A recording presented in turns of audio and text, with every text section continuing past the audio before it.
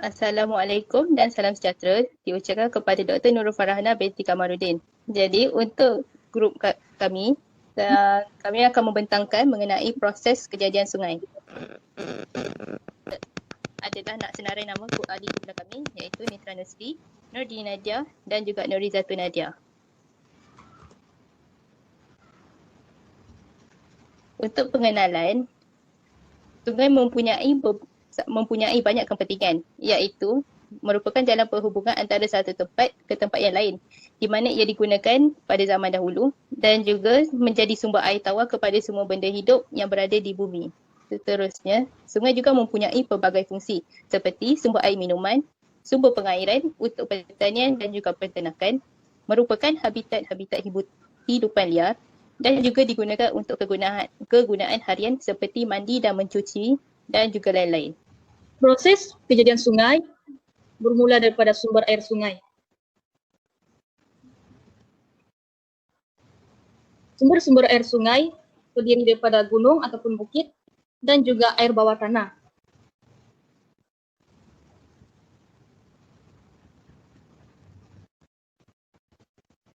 Bagi gunung, air daripada gunung ataupun bukit mempunyai 3 sumber air yang utama, yaitu air hujan, salji dan juga ice glacier. Bagi air hujan, hujan yang turun pada altitude tinggi akan memaksa udara yang lembab untuk tersejar. Udara yang lembab memeluap kemudian membentuk air hujan.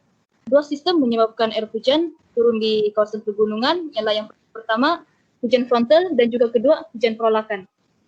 Hujan frontal ialah apabila sistem tekanan rendah bergerak dari suatu tempat dengan udara lembab dan naik melepasi tanah tinggi. Hujan frontal boleh berlaku selama beberapa hari sehingga berminggu-minggu. Hujan frontal juga biasanya tidak lebat dan mengandungi embun.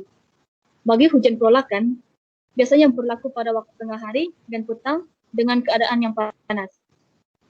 Hujan perolakan turun dengan masa yang lebih singkat, hanya dalam beberapa menit. Larian air boleh bergerak terus meneruni curun dan juga masuk ke dalam badan air ataupun perlahan-lahan masuk meresap ke dalam tanah. Air tidak akan meresap masuk semasa hujan lebat kerana permukaan atas tanah akan menjadi tebu. Oleh kerana itu, air akan terhalang daripada meresap masuk ke dalam tanah. Bagi salji berfungsi sebagai penyimpan air untuk jangka masa pendek, sehingga musim panas tiba apabila suhu meningkat. Apabila salji mula cair, air akan turun mengikut cerun bukit ataupun gunung. Jika permukaan di bawah lapisan salji membeku, air akan mengalir ke dalam badan air. Permukaan yang tidak membeku akan meresap masuk ke dalam tanah dan melambatkan aliran air.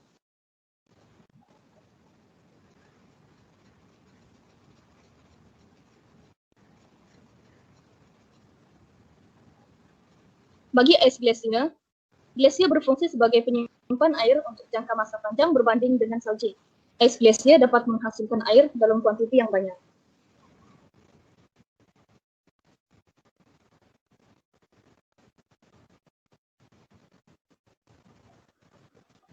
Sumber air sungai yang kedua ialah air bawah tanah. Air bawah tanah mempunyai 2 zon yang dikenali sebagai zon tepu dan juga zon tidak tepu. Lapisan atas tanah ialah zon tidak tepu, manakala lapisan bawah tanah ialah zon tepu. Permukaan atas air bawah tanah dikenali sebagai meja air ataupun water table. Sungai akan terbentuk apabila meja air berada pada tahap yang tinggi dan mengalir melalui landscape.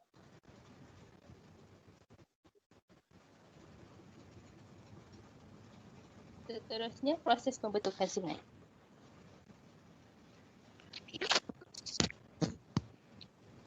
Proses pembentukan sungai bermula daripada kitaran Proses pembentukan sungai seterusnya bermula daripada kitaran hidrologi dan yang juga dikenali sebagai kitaran air. Ia merupakan salah satu proses dalam pembentukan sungai. Proses tersebut melibatkan pertukaran air antara bumi dan juga atmosfera. Kitaran ini merupakan kitaran berterusan dan ia hanya berlaku dengan kehadiran haba dari matahari dan juga graviti. Di dalam proses ini terdapat lima proses utama, iaitu kepasan, intersepsi, sejatan dan sejak perluhan, infiltrasi dan juga air larian permukaan. Bagi proses pertama iaitu kepasan, kepasan merupakan hasil daripada pertukaran wap air kepada cecair atau pepejal. Di Malaysia kepasan hanya berlaku melalui hujan, manakala di negara-negara lain berlaku melalui berlaku daripada salji. Seterusnya intersepsi. Intersepsi ialah halangan bagi air hujan untuk terus jatuh ke permukaan bumi. Halangan tersebut berbentuk seperti tumbuh-tumbuhan, bangunan dan sebagainya. Seterusnya, sejatan dan sejak perluhan. Sejatan ialah proses sejatan menggunakan tenaga haba untuk menghasilkan cecair, untuk menukarkan cecair atau pepejal dan akan bertukar menjadi bentuk dan akan bertukar kepada bentuk gas.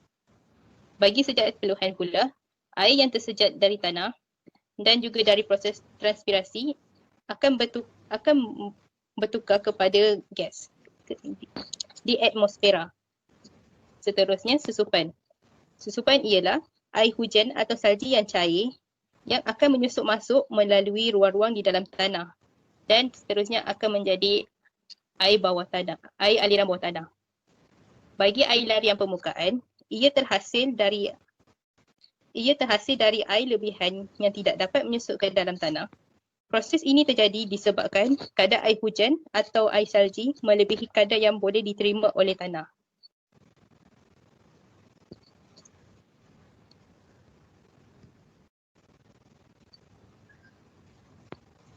Untuk intersepsi, saya akan terangkan lebih terperinci. Dia terdapat 3 komponen utama di dalam proses ini, iaitu aliran batang ataupun stem flow. Ia digunakan untuk menentukan jumlah air yang mengalir terus ke tanah. Terusnya jatuhan langsung, iaitu air hujan yang akan jatuh di atas kanopi atau daun atau terus ke tanah tanpa ada halangan. Dan terakhir, hujan terus, iaitu jatuhan air hujan yang tidak mempengaruhi apa-apa halangan untuk terus jatuh ke tanah.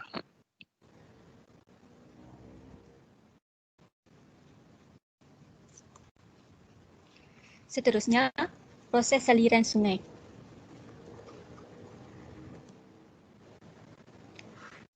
Proses saliran sungai melibatkan 3 proses yang utama, iaitu hakisan sungai, pengangkutan bahan sungai dan yang terakhir, pemendapan bahan sungai.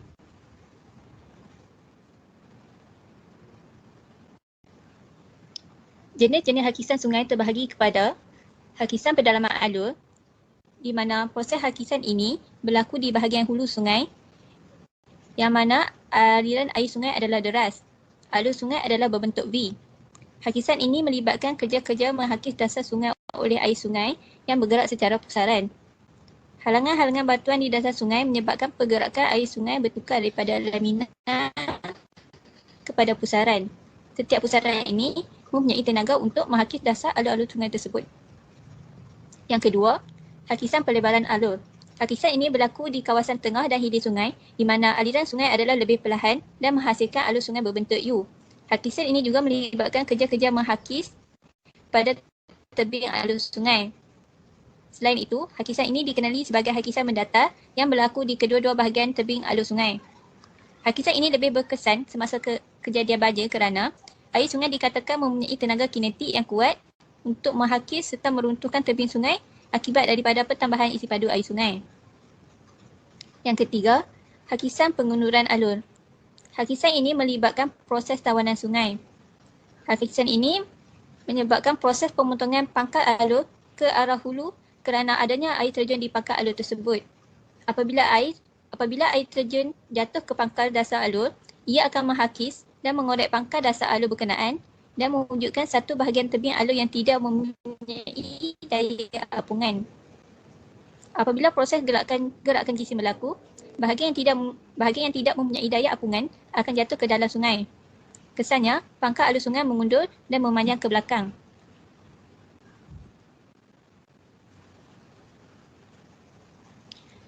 Terdapat empat cara hakisan sungai. Yang pertama, iaitu hakisan hydraul. Hakisan hidral dilakukan oleh kuasa air di dalam air sungai itu sendiri tanpa melibatkan bahan yang di bawah. Air sungai mempunyai tenaga potensi yang mampu memampatkan udara yang ada dalam rekahan batuan lalu menekan dinding batuan tersebut. Hal ini menyebabkan dinding batuan mengalami tegangan. Apabila air sungai keluar daripada rekahan, udara yang mampat dilepaskan dan dinding rekahan akan mengalami kenduran. Proses yang berulang ini akan menyebabkan rekahan menjadi lebih luas dan dalam. Kekuatan hakisan hidral bergantung kepada isi padu air sungai dan juga laju air sungai. Yang kedua, hakisan geseran. Proses hakisan ini berlaku ke atas tebing dan juga dasar alur sungai apabila bahan-bahan yang dibawa oleh air sungai seperti pasir, kerikil ataupun batu tongkol yang akan bergeser dengan tebing dan dasar alur sungai. Dari geseran yang wujud ini akibat daripada aliran air sungai akan menyebabkan tebing sungai dan juga dasar alur sungai mengalami proses penghakisan dan juga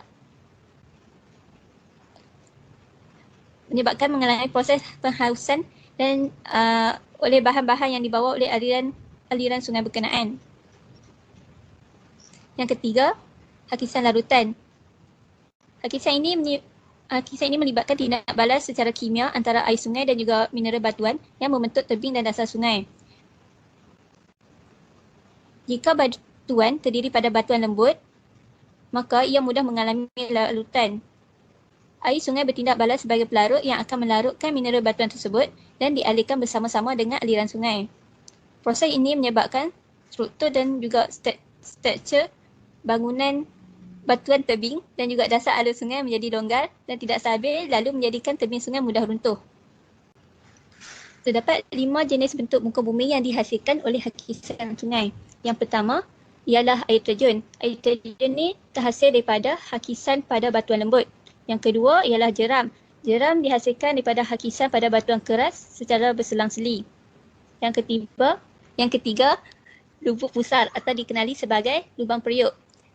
Lubang periuk ini dihasilkan daripada hakisan dasar sungai. Yang keempat, lurah akibat daripada hakisan menegak dasar alur sungai. Dan yang terakhir ialah gaung, hasil hakisan mendalam sungai. Proses yang kedua iaitu pengangkutan bahan sungai. Pengangkutan melibatkan proses mengangkut dan membawa bahan-bahan yang terhakis dari satu tempat ke tempat yang lain. Terdapat 4 proses yang terlibat dalam pengangkutan bahan sungai, iaitu yang pertama seretan. Seretan ini di mana bahan-bahan yang besar dan berat seperti batu tongkol digerakkan dengan diseret atau diheret oleh arus sepanjang dasar lurah sungai.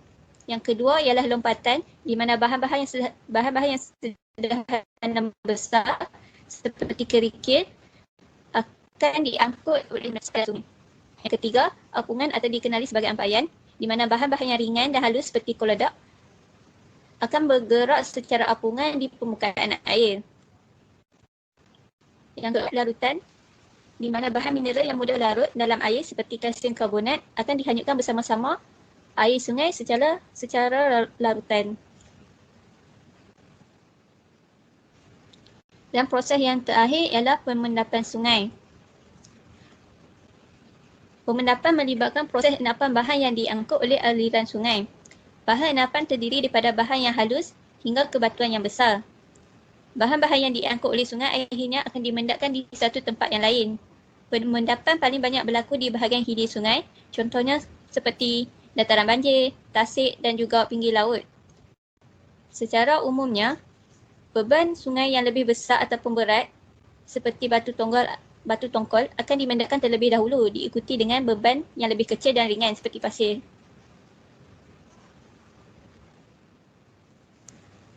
Bentuk muka bumi yang terhasil daripada pemendapan sungai. Yang pertama ialah delta, hasil pemendapan di muara sungai.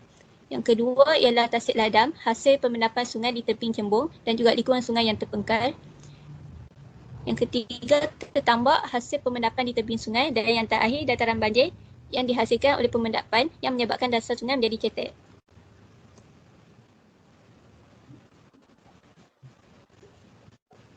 Bagi kesimpulannya,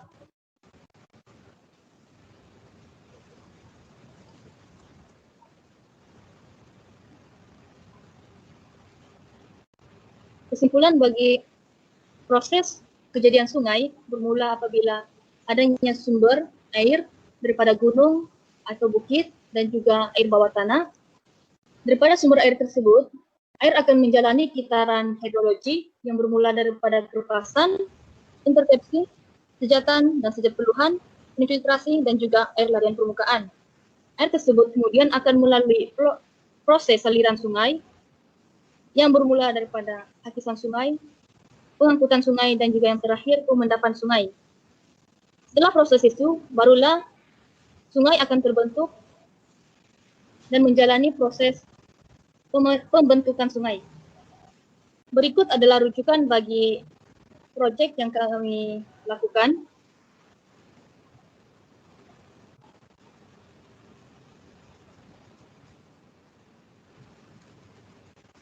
Dan yang terakhir ialah refleksi. Hasil daripada kerja pusat ini, kami memperoleh banyak ilmu pengetahuan yang baru dan juga kami belajar untuk bekerjasama dalam satu kumpulan. Itu sahaja daripada kami. Sekian, terima kasih.